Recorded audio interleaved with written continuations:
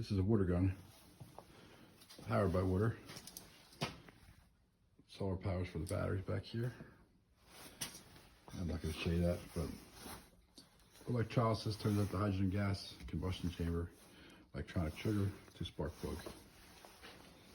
35 volts to 24 volt system, and we're going to shoot this.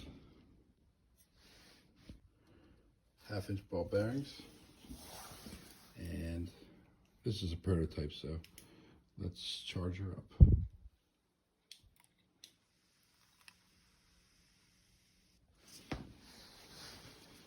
Three, two, one. Oh yeah, that's just from water.